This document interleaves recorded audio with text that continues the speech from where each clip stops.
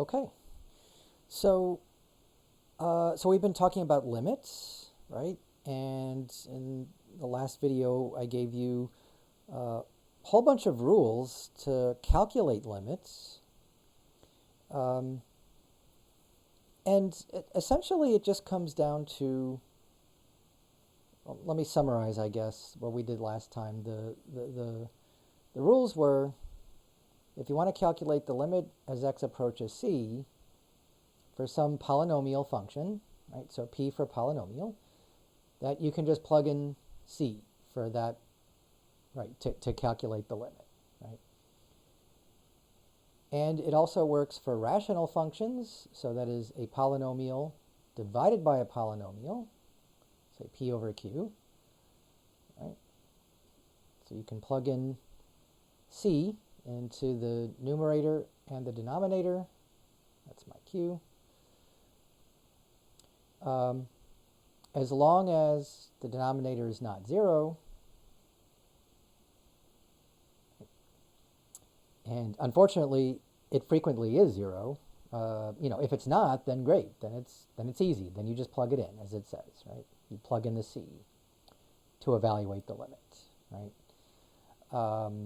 It also works, of course, for all the trig functions. So it works for sine. It works for cosine.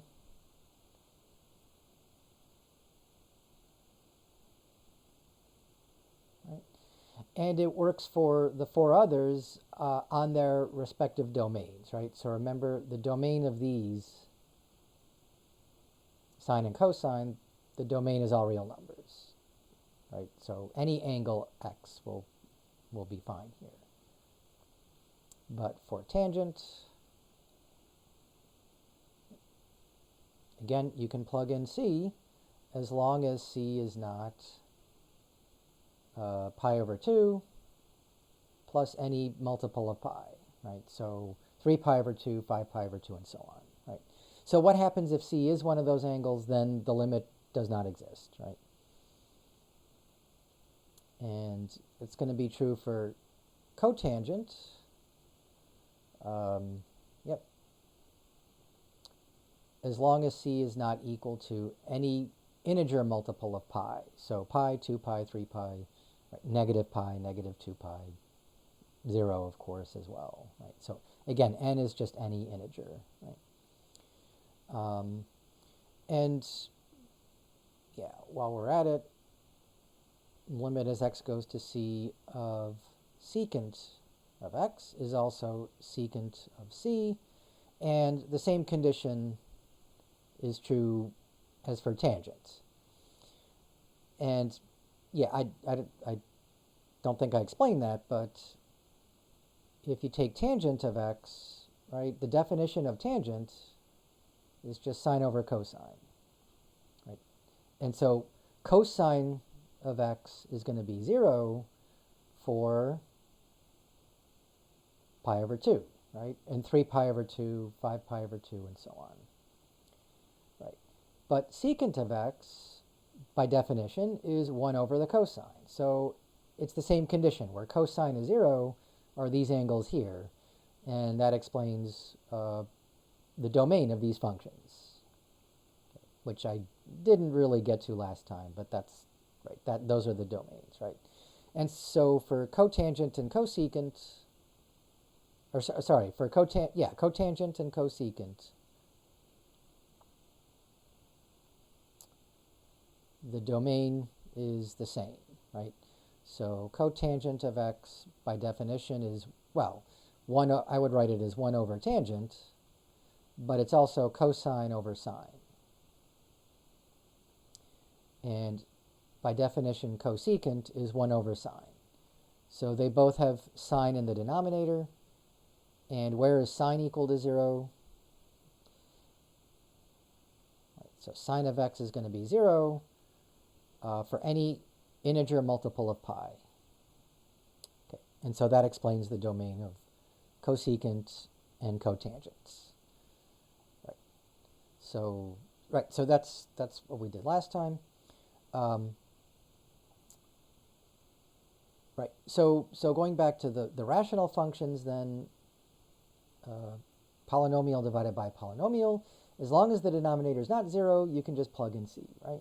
And so then we talked about what happens when the denominator is 0, and that has to do with that theorem. I believe it was 1.7, but I don't remember exactly. Yeah, two functions that agree at all but one point, right? So the two limits are going to be equal for two functions that are almost equal, right? So for f of x equal to g of x, except at x equals c.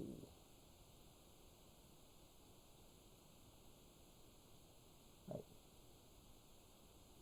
So yeah, if they disagree at one single point, so at x equals c, the two limits are still going to be equal, right? And we use that to do, well, examples like this. Here's a quick one. Suppose limit as x approaches 2 of x squared minus 4 over x minus 2. So, right, so you can try plugging in 2, but you'll see quickly that you're going to be dividing by 0. So that's not the way to find the limit. Of course, the numerator is also 0, right?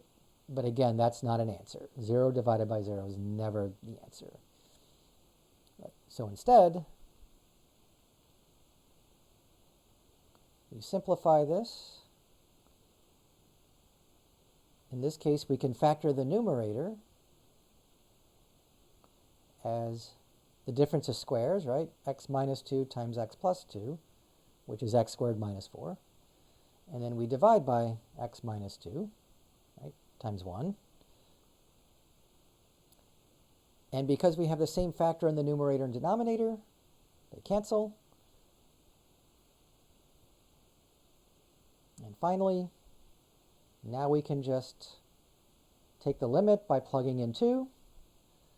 Right? And you get 2 plus 2 is 4. So that's the limit, right? So yes, so this is equal to 4, and we're done. Okay, so again, just a quick review of what we did last time. Before we go any further with limits, I don't think I ever actually defined this statement here, limit as x approaches c of f of x equals L. So I was supposed to do that way back in section 1.2, but better late than never. Of course, as a practical matter, I think I gave you enough information to realize what this means. It just has to do with x getting close to c and f of x getting close to L. But I'll make that a little more precise. But I gave you all the rules as a practical matter to be able to calculate limits, which is mostly what you're doing in the homework, right? So be able to calculate limits like this one here, for example. Okay, so all right, so before we go any further, let's just carefully define what this statement means.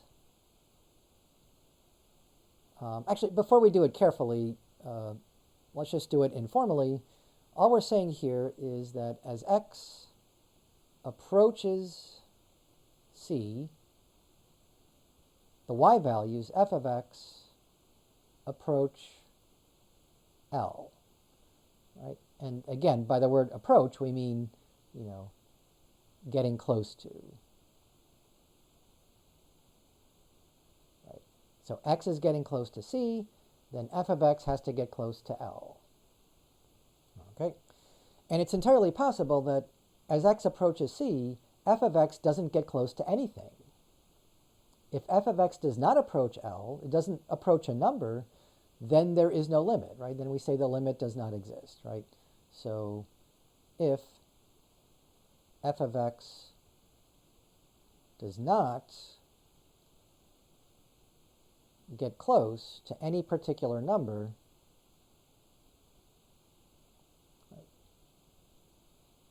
then the limit fails to exist. Sorry, the limit does not exist in that case.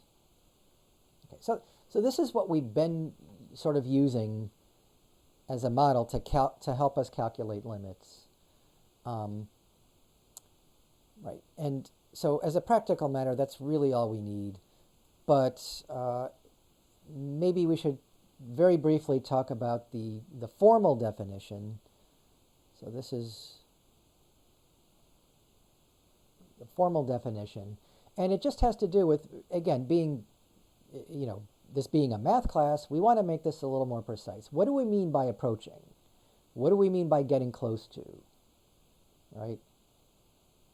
The question in math is, let's quantify this, right? Let's ask the question, how close? Right? I mean, what's close together? Is this point and this point, are they close? Are these 2 points close? Right? So how close do we have to be? Right? So that's the goal we want to do here, right? So we're going to invent these two small numbers. One of them is the Greek letter delta. The other is the Greek letter epsilon. So this is delta. This is epsilon. And right, they're just numbers, right? They could be small numbers, they could be big numbers, but they're just numbers, right? Right. So here's what this means, right? For every epsilon that's positive, greater than 0, there is another number, delta, also greater than 0, with the following conditions, right? That if I take f of x, right, minus L, and I take the absolute value of that, so I want to make sure it's positive. If this is bigger than epsilon, or I should say that this has to be, sorry, let's do it the other way. This has to be less than epsilon whenever x minus c, again in absolute value, is less than delta. Okay? So again, if you don't follow this, if this is kind of confusing, I really wouldn't worry about it. There might have been like 1 or 2 questions in the homework that I forgot to take out because we're not really going to work with this this definition here, right? So this is if you want to study what's called real analysis. Real analysis. So this is a much more mathematically precise statement of this. Okay. Okay. And again, this is in section 1.2 of the book. If you really want to know more about the epsilon delta definition, then you can read that. And there are a couple examples, but not necessary. It's not necessary to do that. Okay, so that's the formal definition of a limit. Again, we're not going to be using it hardly at all. Maybe once or twice a little later on, but it's just not that important for this class, I would say. It's important if you love math and you want to go into higher level mathematical courses like real analysis, then it's essential to understand this. But most of you, I assume, are going to be engineers and scientists, and don't necessarily need this level of detail. So, okay. Anyways, so those are the formal definitions of limits. And again, these are some of the rules we talked about last time for limits. And I might mention the last two that we did at the end there. If you take the limit as x approaches 0 of sine of x divided by x, that limit is 1. And the limit as x approaches 0 of 1 minus cosine x divided by x, that limit is 0. So these are going to be good to know a little later on. And I think that's what we did last time in section 1.3, in the last section. Okay, so now we can start 1.4. Okay, so again, here's the statement that the limit as x approaches c of some function f of x is some number L. If it exists, right, then L is just a real number. And here's the example we just did. The limit as x approaches 2 of x squared minus 4 over x minus 2, that was equal to 4, right? So, yep, in this case, right, c was 2, L was 4, and the f of x is just the function x squared minus 4 over x minus 2, which, right, we simplified this to x plus 2, which you can think of as your g of x, right? And these are equal if x is not equal to 2. So, right, because what happens at 2? Right? F of 2 is undefined, but g of 2 is defined, right? 2 plus 2 is 4. Right? So, but everywhere else, right, for any other x, and I'll just pick a random x, how about x is equal to 6? If you plug in 6 into f, you get, let's see, 36 minus 4 is 32, divided by 4 is 8. And if you stick 6x into, 6x? No, 6. G of 6, right? So replace x with 6, you get 6 plus 2, which is also 8. So, yep, so you can see that f of x and g of x are basically going to be equal everywhere except at x equals 2. Okay, so again, we did that last time, right? Right, so, so the point is here that we don't calculate limits in general by replacing x with c, right? That in general, these two things do not have to be equal. And in fact, that's true here. If you try plugging in 2 into this, you don't get 4, right? You get nonsense. You get undefined, right? Because you would be dividing by 0. Okay, so, right, so in general, you cannot find the limit by just replacing x with c, right? On the other hand, we learned many examples where this does happen. After all, even just with sine of x, right? This is sine of c. So if I want to calculate the limit as x approaches, let's just do pi over 6 of sine of x. Well, right, that's just going to be sine of pi over 6. So here you are allowed to plug in x is equal to pi over 6. And I'm hoping you remember what the sine of pi over 6 is. It's 1/2. So, right. So, yes. So the question is, right, when are these equal and when are they not equal, right? And in fact, there's a word for that, right? The word for that is continuity.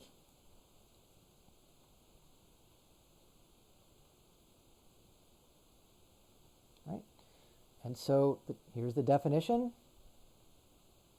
So we say a function f of x is continuous,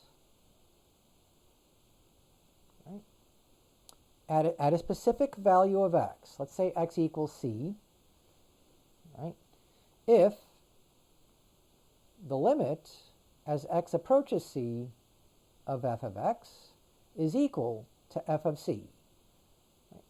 In other words, when you do find the limit, you get the same thing as if you just plugged in x is equal to c.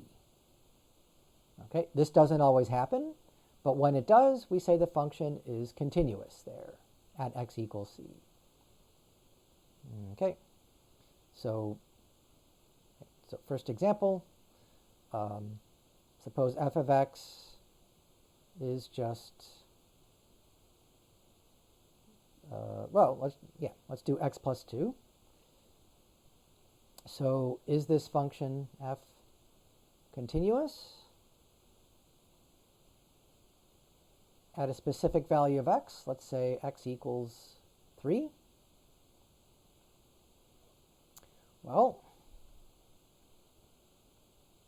how do we determine that, right? So if c is 3 here, right, c is 3, then we want the limit as x approaches 3 of the function f of x, which is x plus 2.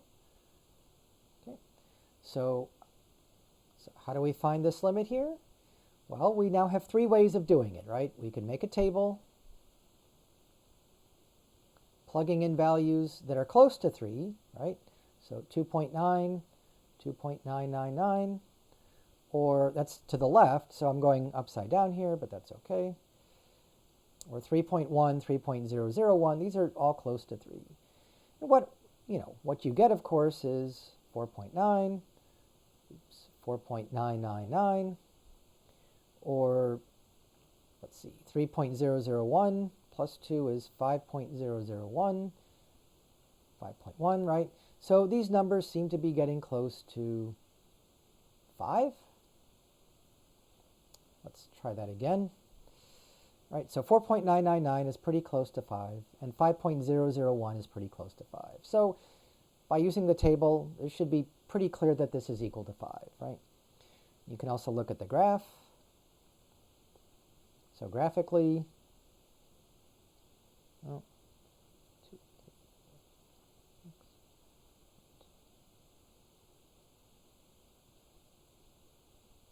okay. So again, this graph, you should know, is just a straight line.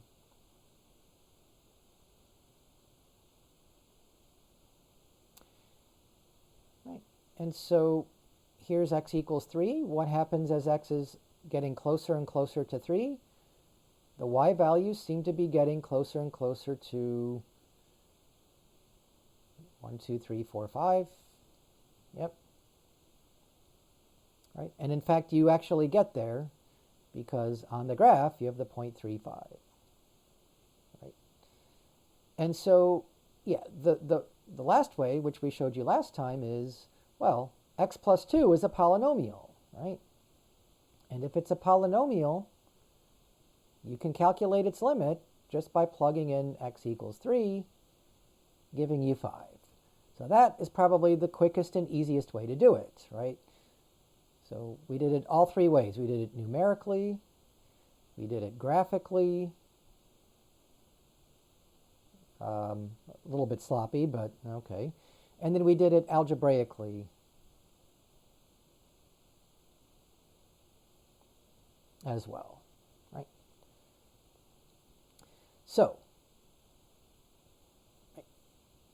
back to the original question, is f continuous at 3? So remember, f of x was x plus 2. If I plug in x equals 3, I get 5, which is also the same thing as the limit. Right. So in other words, the limit as x approaches 3 of the function f, which in this case is just x plus 2 over here, that's the same thing as f of 3. Right? Because we calculated f of 3 down here. And then we calculated the limit, the thing on the left here, we calculated that 3 different ways, right? Numerically, right, graphically, and algebraically, and we found that the limit was 5. And that's the same thing as you would get when you plug in 3. So when that happens, we say that this is continuous, right?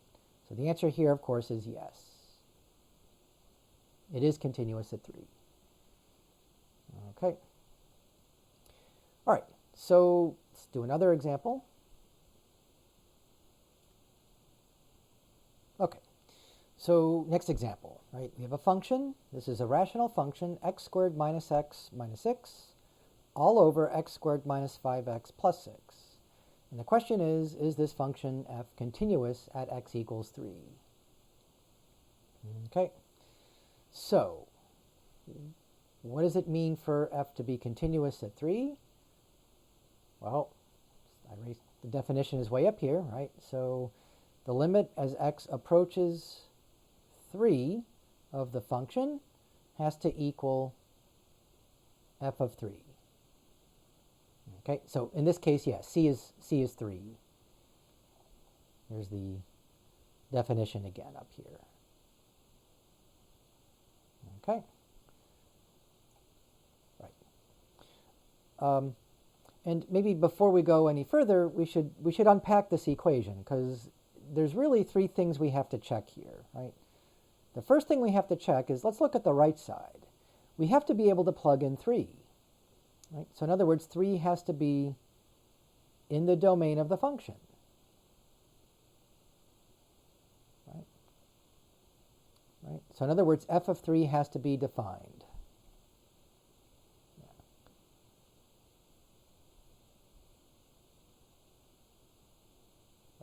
And if it's not, then we're done. It's not continuous, right? The second thing we have to check is the left side. We have to take the limit as x approaches 3 of the function. And this has to be a number, right? So this limit has to exist. If the limit doesn't exist, then we're done. It's not continuous. But then we have one more thing to check, right? That whatever number this was in part 1, right, that this has to be a number. And then in part 2, this limit has to be a number. Right? And those 2 numbers have to be the same. They have to be equal. Okay, so that's what it's involved in checking if a function f is continuous at a specific number. And in this case, we're using 3 here, right? So, yep, let's do it. Let's check for this example. Let's start with the domain, right? What's the domain of the function f here, right? Well, it might help to factor the denominator. This is going to be x minus 2 times x minus 3. And if you factor the numerator, I think you get x plus 2 times x minus 3. So what's the domain? Well, what would make the denominator equal to 0? X equals 2 would make the denominator 0, and x equals 3 would make the denominator 0. So in other words, f of 2, right, is undefined,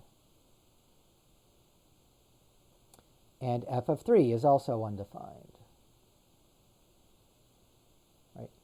So the domain is all real numbers except 2 and 3. Right? Or if you prefer, from negative infinity to 2, and then between 2 and 3, and then everything bigger than 3.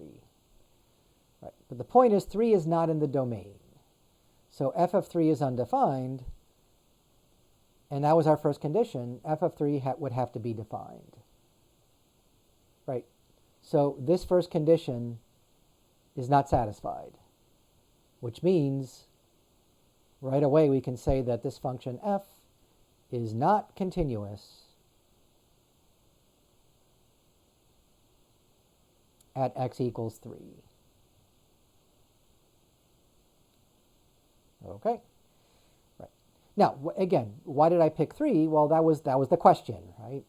But there's nothing magical about 3. We could have asked the question, is f continuous at some other number, at 0, or negative 5, right? Or 2. And in fact, we know the answer to that because x, right, the domain also excludes the number 2. So because f of 2 is undefined, we can also say that f is not continuous at x equals 2. Oops, continuous.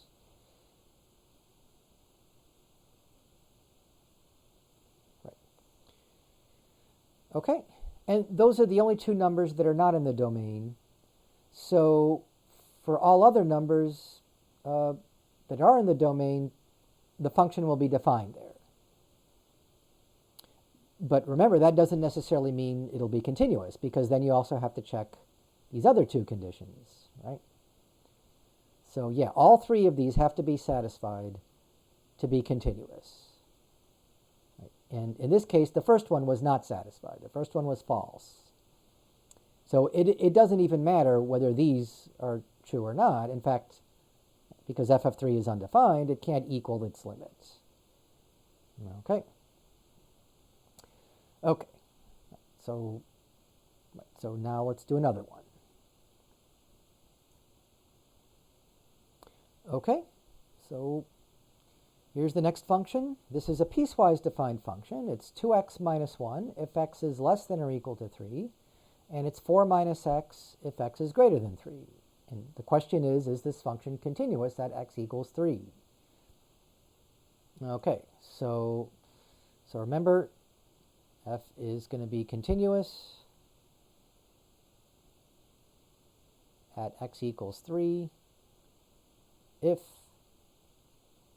the following equation is true. The limit as x approaches 3 of the function is equal to f of 3. Okay, so we have to check this equation. And remember, there's 3 parts to this. The first part is f of 3 defined? In other words, can I plug in x equals 3 into the function? Well, let's try it. Let's plug in 3. So notice that 3 is sort of the dividing point, right? So when x equals 3, less than or equal to 3, right, that includes 3. So we use the top piece here. We plug in 3, so we get 2 times 3 minus 1. And 6 minus 1 is 5. And 5 is a perfectly good number, right? So yeah, this is defined, yes. Okay. All right. But that doesn't mean it's continuous yet. We have to check 2 more conditions. The second condition is to find the limit as x approaches 3. Right. Does this limit exist? Does this limit exist? So how are we going to be able to calculate this limit? Well, not easily, right? You might say, well, just plug in 3 here. But remember, that doesn't always apply. This is not a polynomial, right? It's a piecewise function. Each piece is a polynomial. Each piece is just a linear function. But because 3 is the dividing point, we really don't know that, right? We don't know if this limit exists. So yeah, we can't just plug in 3 here to find the limit. Right? We don't know that yet. So instead, I think we'll just have to go back to the first way we did this. We'll do this numerically. Right? We'll make a table. Right? We could also draw a graph. Right? In fact, maybe I'll do both. But let's start by just doing this numerically. Right? So let's make a table. And I'm going to do this horizontally this time instead of vertically.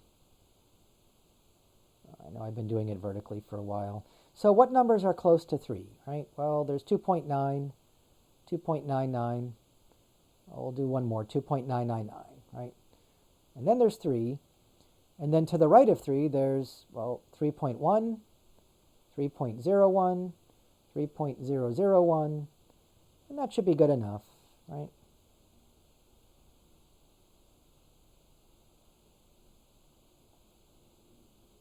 Okay, so let's plug these numbers in. Let's start with 2.9. Well, 2.9 is less than 3, right? So we plug that into the top piece here. In fact, this probably is the only one I'll work out by hand. Right, so this is going to be 2 times 2.9 minus 1. And get out a calculator. So 2 times 2.9 is 5.8, minus 1 is 4.8. Oops. Right, moved around a little. Okay, so 4.8. Right. And then when you plug in 2.99, it's the same thing.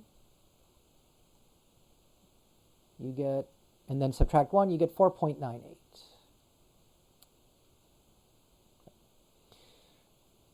And I'm guessing when you plug in 2.999, you get 4.998. Well, that seems to be getting close to 5, right? That's pretty close to 5. So is the limit equal to 5? Well, we don't know that yet because we have these three numbers to plug in as well. All right, so for f of, let's say, 3.1, now 3.1 is bigger than 3, so we have to plug it into the bottom piece. So now we subtract 3.1 from 4, so this is 4 minus 3.1, which is 0.9. Right? So it should be a 9, right? And then when you plug in 3.01, you get 0.99. And then 3.001, you get 0.999. Well, that seems to be getting close to 1. So is the limit equal to 1? Well, no, right? Because from the right side, it seems to be getting close to 5. I'm sorry, from the left side, it's getting close to 5. From the right side, it seems to be getting close to 1, but 5 is not equal to 1. Okay, so, right, so there is no limit here. The limit does not exist. It's not 5, right? It's not 1. It's neither. It's neither of those, right? Remember, we give up, right? Right? The limit cannot be two different values. It can't be both 5 and 1, right? So it has to be neither 5 nor 1, right? And so that just means the limit does not exist. Right. So it's just right in here, does not exist.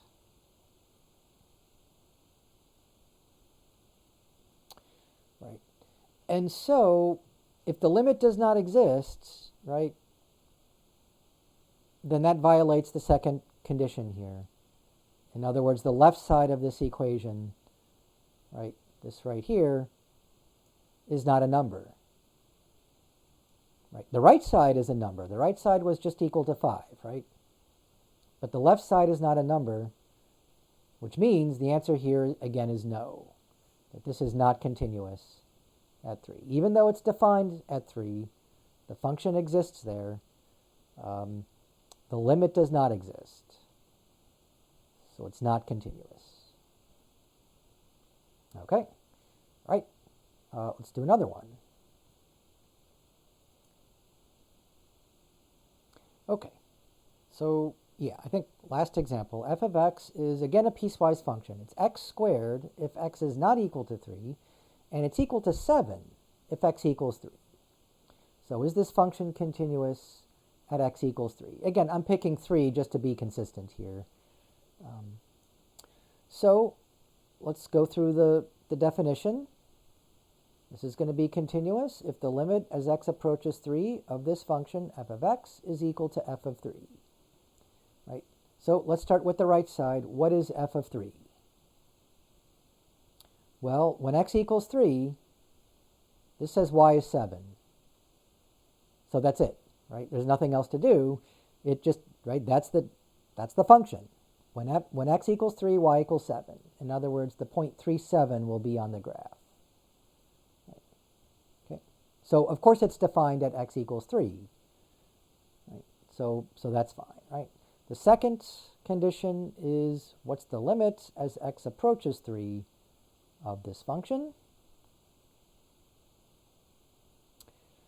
Well, remember, when you're finding a limit, we don't care what happens when x equals 3.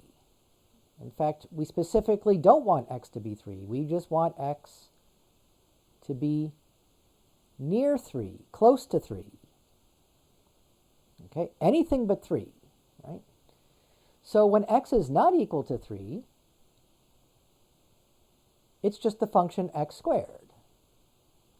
So because when we're taking a limit as x is approaching 3, we don't care what happens when x equals 3. When x is not equal to 3, this is just x squared.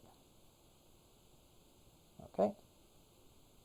And by the rule, last time, remember, we had this rule. The limit as x approaches c of x to the n was c to the n. In this case, right, c is 3, and this is because this is x squared, n is 2.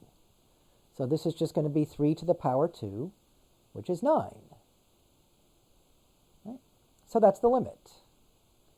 Right? Of course, you can also make a table or a graph. But in this case, the limit is 9, right? Okay, so far so good, right? The function is defined, the limit exists, but now there's one more condition. And the condition is that those two numbers from part 1 and part 2 have to be equal to each other. Are they? Well, remember f of 3 was equal to 7, and the limit was equal to 9, and of course 7 does not equal 9. So the answer is no. So the third condition, the fact that these two numbers have to be equal, well, they're not equal. If they're not equal, then the answer is again no. The function is not continuous at x equals 3. Okay, so again, here's the definition way down here, right? When you're checking if a function is continuous at a specific number c, then you're checking this equation, and that involves, again, 3 parts to this, right? The first part is f of c has to be defined. In other words, c has to be in the domain of the function. If it's not, then it's not continuous, right? The second part involves calculating the limit as x approaches c of f of x, that this limit has to be a number. The limit has to exist. And then the third part is that, part 1 and part 2, that these two numbers have to be equal. I don't mean that 1 equals 2. I mean that, well, it's just this equation here, right? That the limit has to equal the value of the function at c. And if all 3 of these are satisfied, then it is continuous, right? And in fact, our first example of that, f of x equals x plus 2, that was continuous at 3. And in fact, we drew a little graph here, and you can see that continuous just means that the point is on the graph, and I can draw the graph without lifting up my little stylus here, or your pen or pencil. So roughly that's what that means here.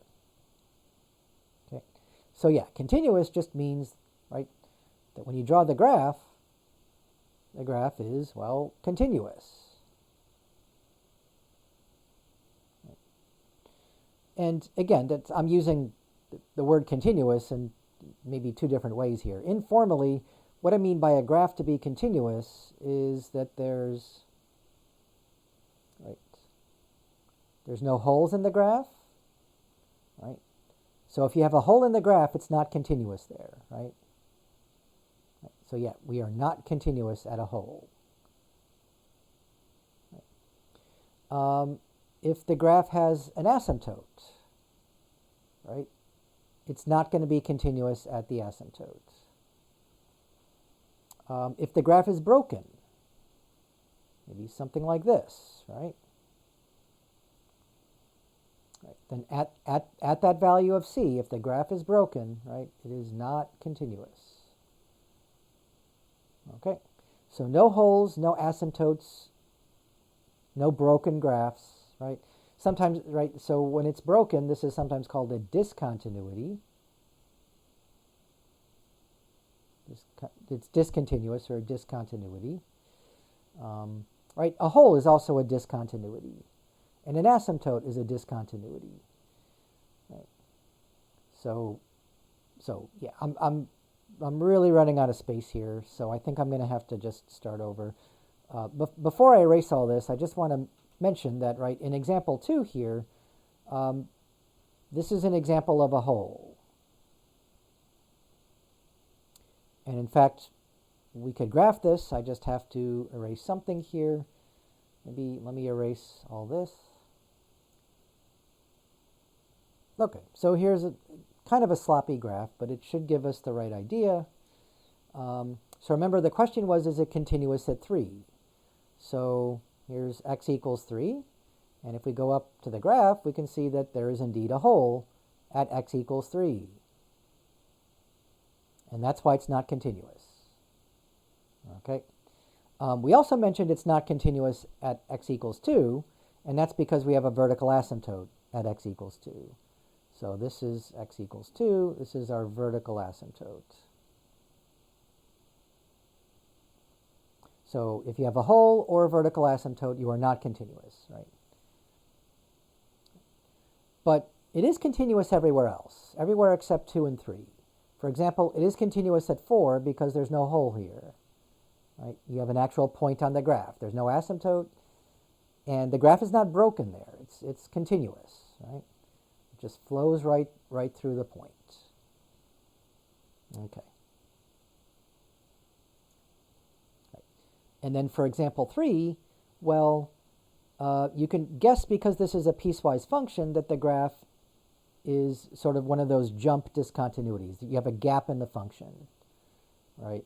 And yeah, maybe I should draw the graph here, because we have the table.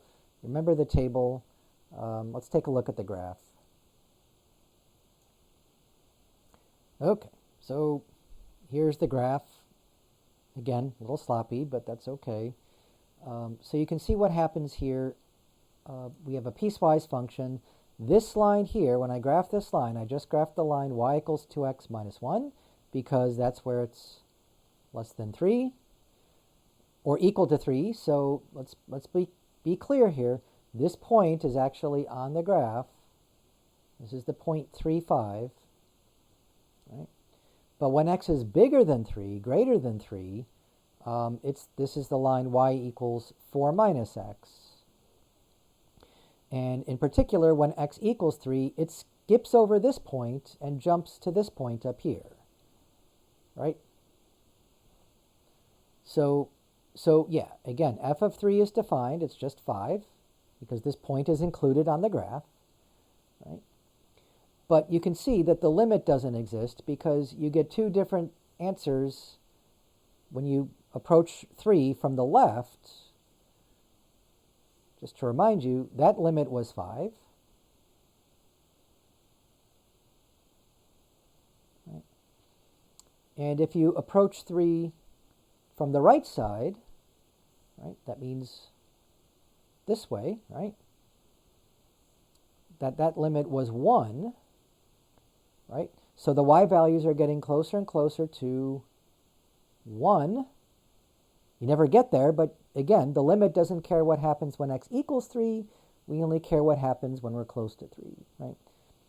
And the point is, these two numbers don't match. They're not equal, right?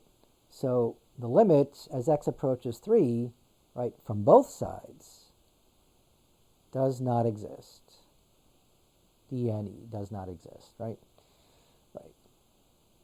So, right, I know we didn't spend a lot of time on this, but remember, this little negative sign means from the left side of 3, and this plus sign here means from the right side of 3. So coming from the right, coming from the left. Okay. Yeah, so those are, again, 4 good examples of functions that, figuring out whether a function is continuous at a particular value of x. And again, we use 3 almost consistently here for all these examples. In fact, if we go all the way to the first example here, again, we use 3 again. We said it was not continuous there. And maybe we should draw the graph of this too, just to be consistent. Okay. So this is the graph of this function here, f of x, right? And you'll notice that this is basically the graph of y equals x squared. Right? So it's just the usual parabola here that just keeps going in both directions. However, there's one important difference. At x equals 3, normally, when x is 3, y would be 9, right? 3 squared is 9. But we redefined the function at x equals 3. Instead, we just called it 7. So what we did is we took this point out and we just moved it down here. Okay? And by doing that, well, we made a hole in the graph. So there is a hole here. But that hole got replaced, right? In other words, that point just moved down 2 steps to 7 instead of 9. And by doing that, we made it not continuous, right? So again, because there's a hole, this is not continuous. Okay?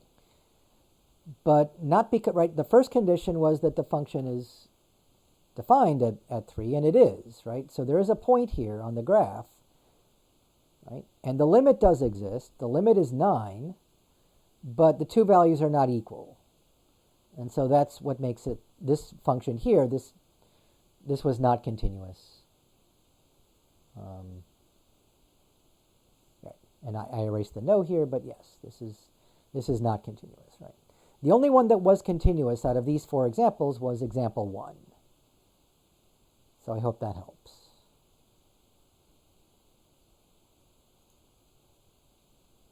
Okay, so once again, here's the definition of continuity. A function f is continuous at x equals c if the limit as x approaches c of f of x is f of c.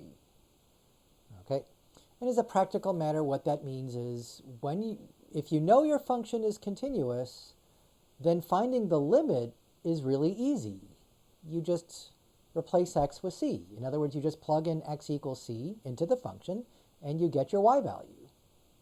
Okay, so yeah, for the last few videos, we've been saying, well, look, the way to calculate a limit, you have to look at values close to c, right, but not equal to c. Right? Whether you're doing a table or a graph, we don't care. The limit does not care what happens when x equals c. It only cares what happens when x is near c, close to c, but not equal to c. Okay, so we had to be very careful about that when we were calculating limits, right? But then for some specific functions, right, specific functions, you can find the limit by plugging in c here, right? And some of those functions were polynomials, rational functions, trig functions at some points, right? But now, more generally, this is going to be true for any continuous function. Okay? Right. So that's continuity at a specific number, at a specific value of x, say c, in the domain of the function. Right? Or, well, c has to be in the domain for it to be continuous there, right? That's the very first condition, right? But we can also talk about continuity, right? A function is continuous at many values of x, at a whole range of values on an open interval. So for all x, let's say between a and b, right? So this just means x is between a and b, right? So it's going to be continuous everywhere between a and b if f is continuous at each x, right? On that interval. So, for example, f of x is equal to x plus 2. Right? This is going to be continuous. Well, if you remember the example, this was continuous at x equals 3. Okay, we only checked it for x equals 3. But you can check it for x equals 4 or 5 or 6 or negative 7 or negative pi squared, right? It turns out it's going to be continuous for all x. In other words, on the interval I, consisting of all real numbers from negative infinity to positive infinity, right, which is the domain of the function, right? X could be any real number. And it's going to be continuous for all those real numbers. Right. How do we know that? Well, we can just use the definition, right? Instead of plugging in 3 here for x, we'll just plug in c. So does this equal f of c? Well, yes. Right? The function is just x plus 2. So when I plug in c, I get c plus 2. But when I calculate the limit, I also get c plus 2. Right? And so, because these are equal, the answer is yes, right? It's continuous for any c. For any real number c. We're not worried about imaginary numbers. Okay. Yeah. And perhaps an easier way to see that is just look at the graph.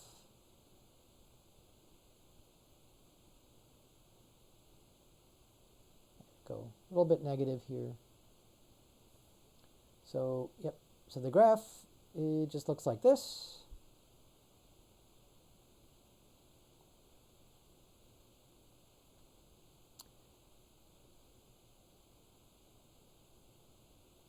And that's about as continuous as it gets, right? Remember, in terms of the graph, remember what continuity means. There's no holes. Nope, I don't see any holes, right? There's no vertical asymptotes. Yeah, I think I said last time there's no asymptotes, but there can be horizontal asymptotes, right? But there cannot be a vertical asymptote. So if you have a vertical asymptote, the graph will not be continuous there, right? And there's no gaps, right? A gap is when you have a broken graph, right? Something like this. When there's, right, so I refer to this as a gap, right? So you can call it a gap discontinuity or a jump discontinuity, right? But that doesn't happen here either. And so it's exactly as you would expect, right? If you can draw the entire graph without lifting up your pen or pencil, it's continuous, right? If you have to lift up your pen or pencil for a hole or a vertical asymptote or a gap, then it's not continuous there. Okay? All right, good. All right, so next, when it's not continuous, again, there could be a hole, a gap, or an asymptote, but they're not all the same. So we say that x equals c is a removable discontinuity. So it's not continuous at x equals c. Continuity.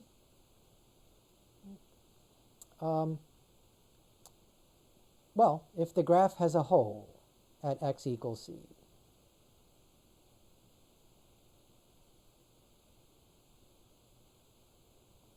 Okay.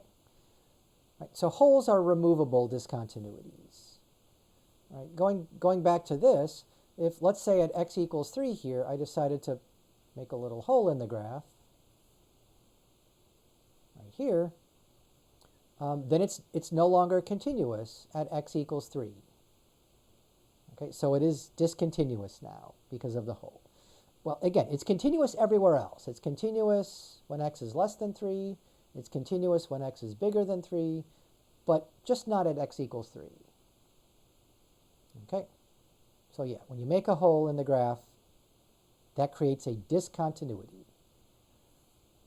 But in some sense, it's not a bad discontinuity. It's a removable discontinuity. We can remove the discontinuity just by plugging in the hole. Right? So if I plug in the hole, if I make a point there, now it's continuous again. Now there's no problem. It's continuous at 3. It's continuous everywhere. Okay? So holes, right? Holes are removable. Okay? On the other hand, x equals c is a non-removable discontinuity.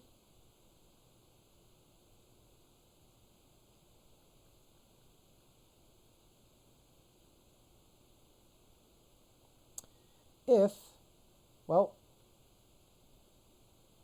the graph has a vertical asymptote, right, or a gap, right, or a jump. Right. So these are typical of piecewise defined functions. Or if how should I say this? So if C is not in the domain,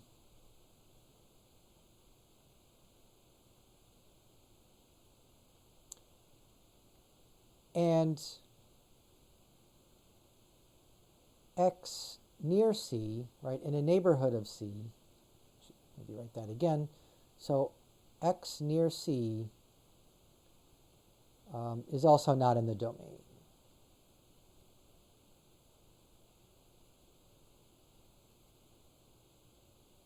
Okay.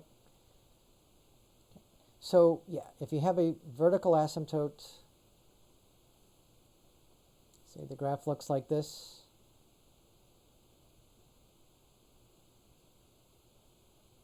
And this is my x equals C here, then it's not continuous. And in fact, it's non-removable discontinuity. There's nothing we can do with the graph that makes it continuous, right? When you have a jump,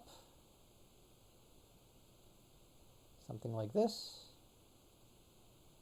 right, then there's nothing you can do to remove the discontinuity, right? I can take the point here and remove it, and then move it down over here, but that doesn't get rid of the jump. That doesn't get rid of the discontinuity. Okay? Right. And this last one seems a little mysterious, but here's what I mean by it's not in the domain and points in the neighborhood are not in the domain. Here I wanted to do this. Okay. So let's take the square root function. So this is just the square root of x, right? So what's the domain of this function? The domain is from 0 to infinity, right? When x is negative over here, right, there's nothing here. There's no function, right? So this is the domain of the square root function. Right. So if I pick, say, x equals 4, and then y is 2, there's a point on the graph. It's the same as the limit. So it's going to be continuous at 4. Right? In fact, it's going to be continuous everywhere on its domain. Everywhere on its domain. Right? So what happens, say, at -1? Well, there's nothing there. Right? There's no point here. There's no y value. So if -1 is not in the domain, then the function, right, the square root of x, is not continuous at -1. Right? And it's, of course, it's non-removable because there's nothing we can do. Right? We can put a point here, but that doesn't make it continuous all of a sudden. Right? It's still not continuous. Right? We would have to draw an entirely new graph, maybe one that looks like this. But then that's right. That's a different function. It's no longer the square root function. It's the square root function, right? And then you add this extra piece to it. So no, right? So there's nothing we can do to remove functions, points that are outside the domain. Right? There's a little issue here with 0. Remember, we said we're not continuous at 0, right? Or no, we didn't say that. We said that the limit doesn't exist as x approaches 0. Right? We said that this limit does not exist. But we are going to say it's continuous there. Right? And the reason is because the right-handed limit exists, just not the left-handed limit. Okay. So let's make that official. Let's say we have a closed interval from A to B. So this is now a closed interval. It includes the endpoints A and B. Right? So we say a function f is continuous on this interval, including A and B, if, well, first it has to be continuous on the open interval. So it has to be continuous for all x between A and B. Oops. Right. Right. In other words, on the open interval, where we don't include A and B. But it also has to be continuous at A only from the right. So it has to be what's called right continuous at x equals A. And what that means is, if we take the limit as x approaches a from the right, then we get f of a. Right? And that's going to be true here at 0. If we take the limit as x approaches 0 from the right, let me draw that here. Okay, sorry, I erased all that, but if we take the limit as x approaches 0 from the right of the square root function, then you just get the square root of 0, right, which is 0. And so, right, so the square root function is right continuous at 0, but not left continuous because there is no limit from the left, because, right, again, there's nothing here. Okay. And then for the closed interval, we also have to include b, right? So it has to be left continuous at x equals b. And what that means is that if you take the limit as x approaches b, but only from the left, then you just get f of b. Okay. So yeah, you can be continuous on a closed interval. For the endpoints, for the left and right endpoints, it has to be right and left continuous respectively. Right. So I hope that helps. And I think there's a couple more things in this section that we want to talk about. This is the next property, theorem 1.11, 1.11. So this is just constructing continuous functions out of other continuous functions. So let's suppose f and g are continuous. And I'm being a little vague here. Do I mean continuous at a point or continuous on an interval? And it could be either. It could be continuous at a point, at a specific point, or it could be continuous, say, on their domain. Let's say on their common domain. Okay. Right. Then the following functions are also continuous.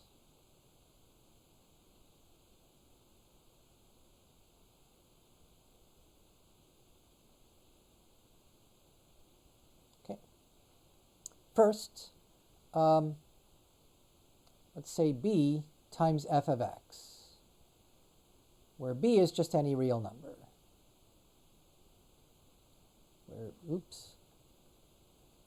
Where b is any real number.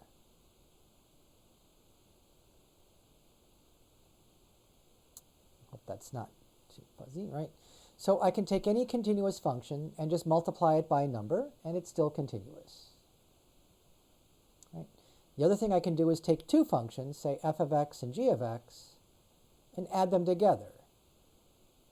So the sum of two continuous functions will be continuous. Or I could take the difference. I can subtract two continuous functions, and the result will be continuous. I can multiply two continuous functions, f of x and g of x. That will also be continuous. Okay. And finally, I can divide two continuous functions. This is also continuous, but maybe not everywhere. It's continuous where the denominator g is not equal to 0. Right? And if g is never 0, then it's continuous everywhere. Right? But if g does equal 0, perhaps at some values of x, then that's where it will not be continuous. Right? But for the sum, difference, and product, right, these will always be continuous. When you're dividing, you better make sure you're not dividing by 0, right? Because that will create a discontinuity. Typically either a whole or an asymptote. But either way, it will not be continuous there. Right? And then you can also compose two continuous functions and get a continuous function. So that's the next theorem, 112. So here we have to talk about continuity at a specific point. So let g be continuous at x equals c, and we're going to let f be continuous at g of c. Right. Then we can say that the composition f composed with g of x, again, that's just another way to write f of g of x. This will be continuous, a little better, this will be continuous at x equals c. Okay. So, yeah, that is the composition of two continuous functions are continuous. If I take the limit as x approaches c of f of g of x, well, if f is continuous at g of c, then I can pull the f out and take f of the limit as x approaches c of g of x. All right, that was a theorem we had earlier in the last section. But the limit as x approaches c of g of x, well, since it's continuous at c, that's just g of c. Right. So yeah, I can evaluate the limit by replacing x equals c, and that just gives me f of g of c. So that's the definition of continuity at c. Okay. Yeah, maybe we should do an example. Well, we probably haven't done enough examples yet. So an example, suppose we have f of x is equal to, let's do the square root of 3x squared minus 4x plus 5. Right. So is this function f continuous, CTS continuous, at x equals 1? Well, so to answer that, we have to check the definition. If we take the limit as x approaches 1 of f of x, do we get f of 1? Well, let's start on the right side. Let's calculate f of 1. F of 1 is the square root of 3 times 1 squared minus 4 times 1 plus 5. So that's going to be 3 minus 4 is negative 1 plus 5 is 4, and the square root of 4 is 2. So the right side is equal to 2. Right? What about the left side? What about the limit? What's that equal to? Okay, so that's a little trickier.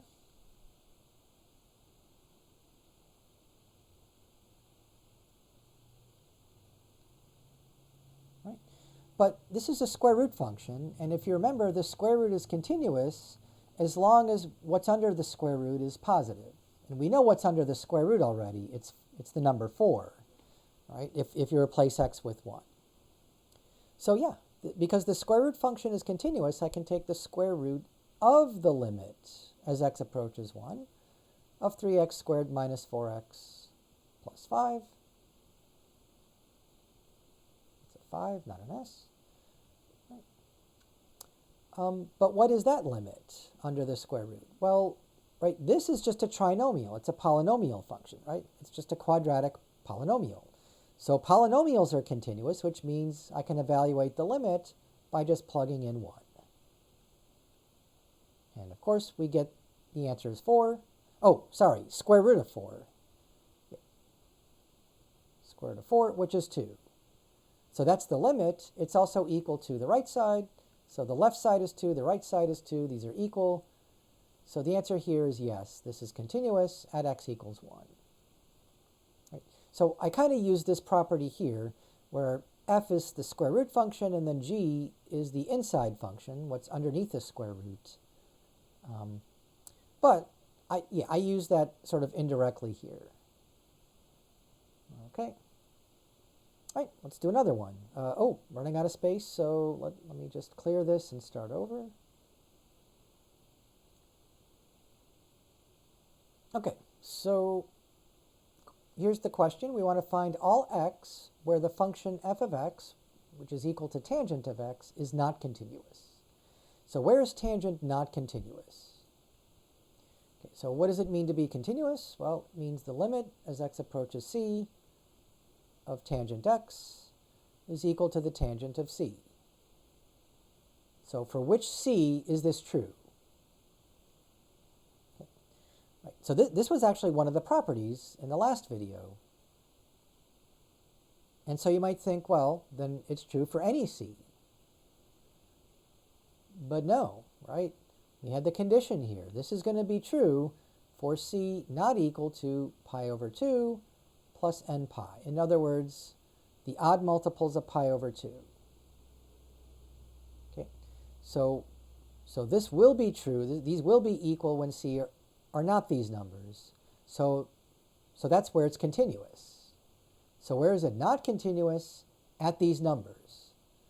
Right, so tangent of x is not continuous for x equals pi over 2 plus any multiple of pi. And let's write out a few more of these maybe, if it helps. So this could be, negative 5 pi over 2, right? Negative 3 pi over 2, negative pi over 2, positive pi over 2, 3 pi over 2, and so on, right? In fact, in both directions. Right. So it's not continuous at essentially an infinite number of x's. Right. For all these x's, it will not be continuous. Right. Why? Specifically why? Right? Because the graph has vertical asymptotes at all these values. Right. So, yeah.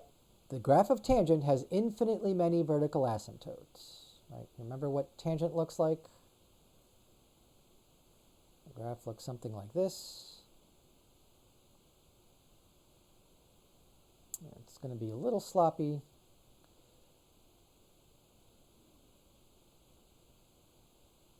Right. But all these vertical lines here are vertical asymptotes, and they just keep going forever. Right? They just keep going forever, both left and right.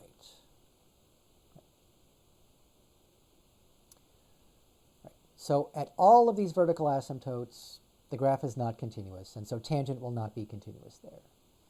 Right?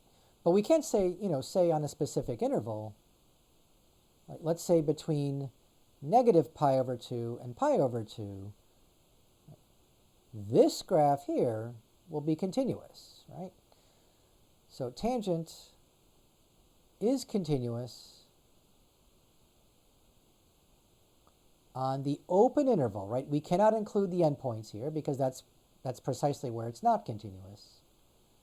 But for all x between negative pi over 2 and pi over 2, that will be continuous, right? There's no gaps. There's no holes, and there's no asymptotes between minus pi over 2 and pi over 2, right? Right. The asymptotes are at the edges, the ends here, at negative pi over 2 and pi over 2, but not in between. Okay. Okay, so I think there's one more property we want to talk about here. This is Theorem 113, and this is something that you probably have seen before in your pre-calculus class. You might have talked about the intermediate value theorem.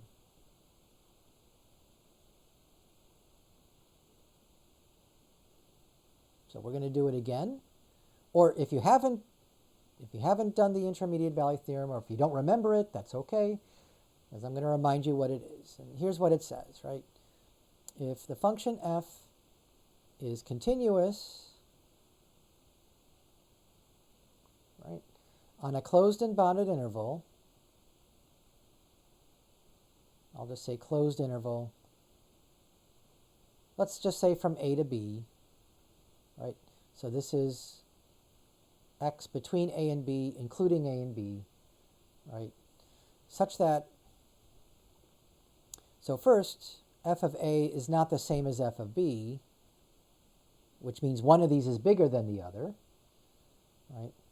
And so there's a number in between, Right? So let's say k is a number between f of a and f of b.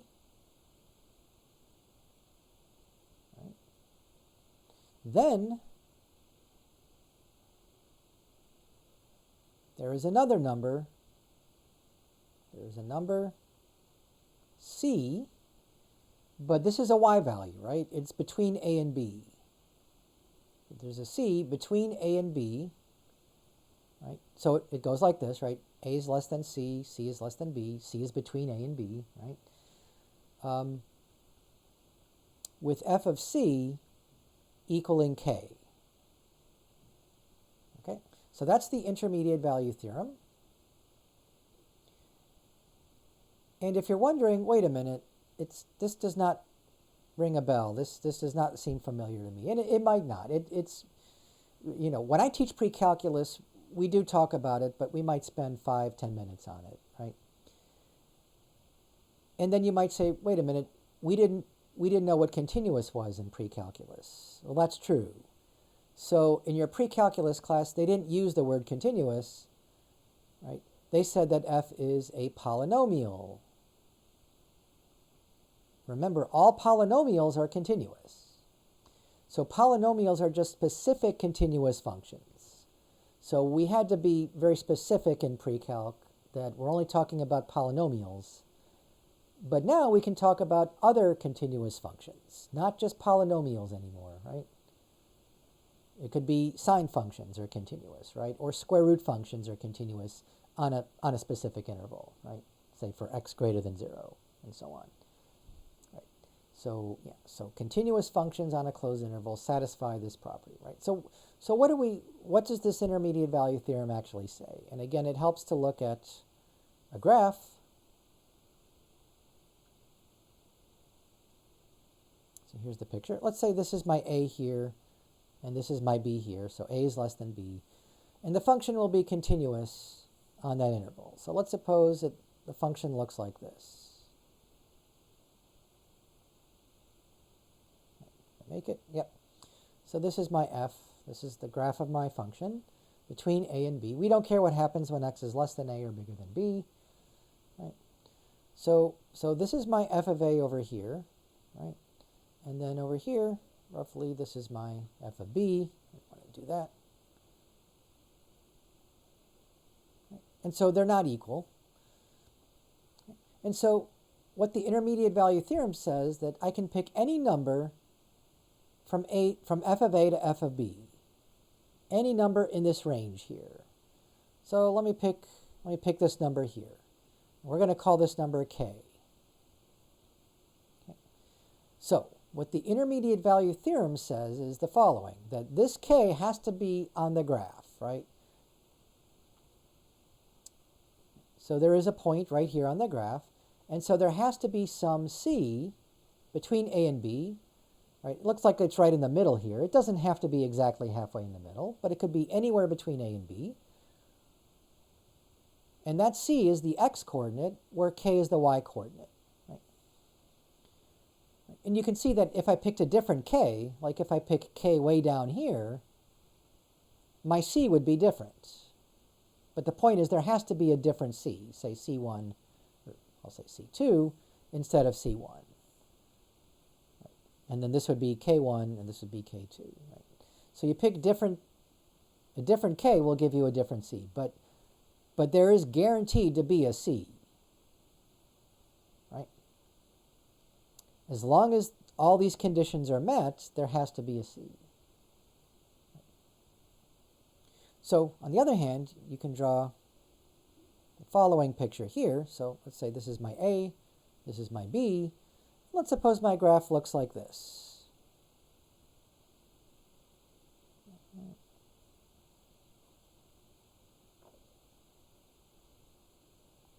Okay.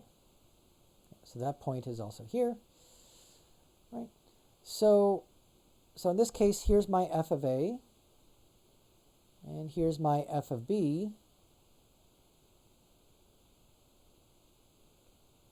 And if I pick a k somewhere between, let's say this is my, oops, use purple. Let's say my k is right here. Then So that value of k, this has to cross the graph somewhere. I don't see it crossing anywhere. So there is no c. What went wrong? All right. So remember the condition. This is our function f. It has to be continuous. Is this function continuous? Well, no. There's a gap. There's a big jump here. Remember, when you have a gap like this is not continuous. And maybe I shouldn't call it c here, but I don't have another letter. So, okay, I'll call it c. So, yeah, f is not continuous at c. No, I shouldn't call it c. I should call it, oh, I can't call it k either. How about just d? Right. Right. So f is not continuous at d. Right. And so, because of that, there's no guarantee that there will be a c. In fact, there isn't here. What distinguishes these two examples is, right, that this function on the right, this function f is continuous everywhere between a and b. In fact, it's continuous on the closed interval as well. You can take the left-handed limit here and the right-handed limit here, and you get the same thing, right?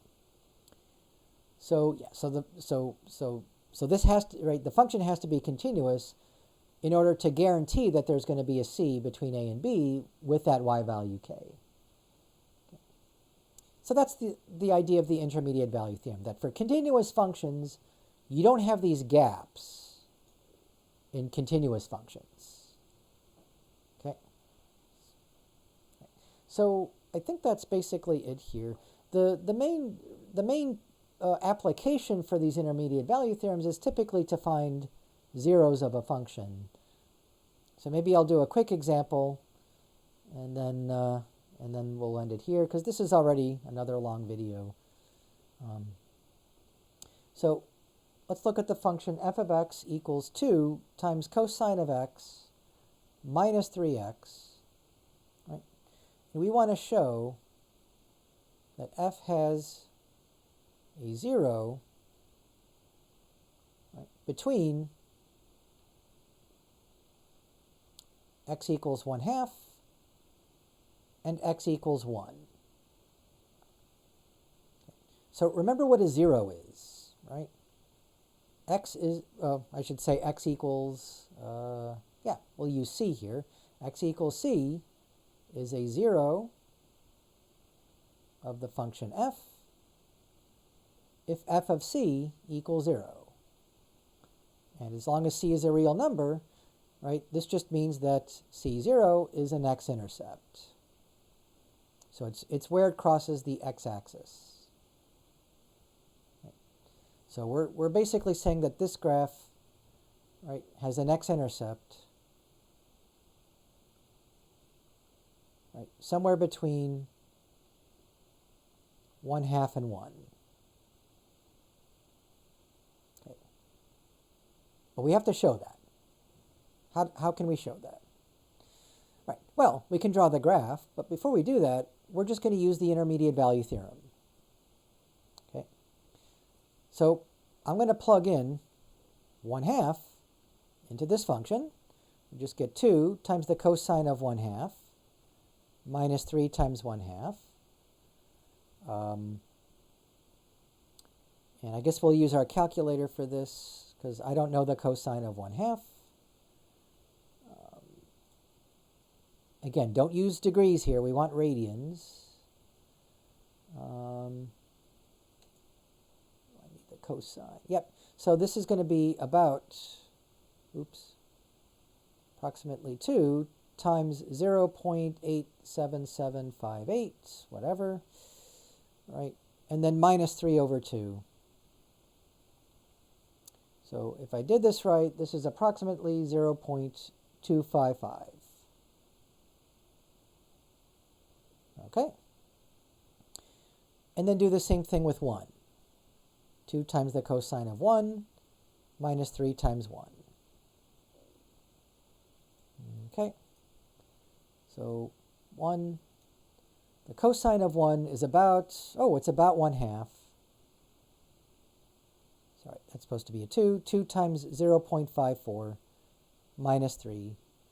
And this will be approximately negative 1.919. So I didn't use enough decimal places here, but that's okay. All right, and that does it. That should do it, right? Now we know there's a 0 between 1/2 and 1. Okay, maybe I should explain, because that's not exactly clear, is it, right? So let's say this is 1/2, and this is 1. What do we know about when we plug in 1/2, we get this point here. It's approximately 0.255. And when we plug in 1, we get this point here. It's approximately negative 1.9, right? But we know that, look, cosine is a continuous function. 3x is a continuous function. When you subtract them, you get a continuous function. This function is continuous. So here's my challenge to you. Connect this point here, I'll call this point A, to point B. Connect these 2 points, right, with a continuous graph without crossing this line. So, well, okay, it doesn't cross the line, but it's not continuous then, right? We just said that it has to be continuous. So there you go, right? Good luck, right? The only way I can get from point A to point B is if I cross the x-axis. Now, we don't know where exactly, but that's not the point, right? All we had to show was that there is a point that crosses the x-axis, and we just did that using the intermediate value theorem. Intermediate value theorem, right? Right. In particular, my k here would be 0. So if k is 0, there has to be a c somewhere between 1/2 and 1 where k equals 0, right? So there has to be an x-intercept. In other words, there has to be a 0 between 1/2 and 1. Okay. So again, we don't know where that is exactly, although you can approximate it. You just use your calculator. But all we wanted to show is that there is an x-intercept between 1/2 and 1, and we did that.